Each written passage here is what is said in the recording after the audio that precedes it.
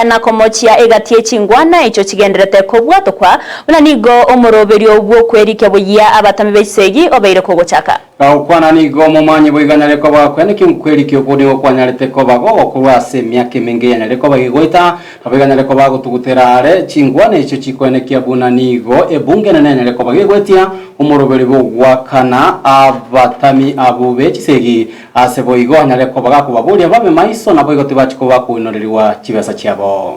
The IDPs has never started the other day. It started 2007-2008. That is almost 15 years down the line. People were registered.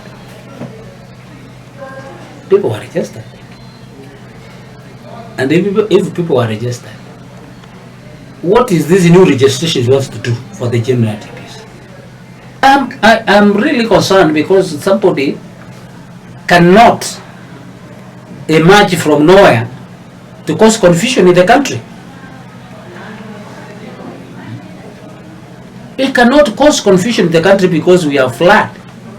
Because we have got our sisters and brothers who have also been displaced by the flood. He cannot use the flood to intercept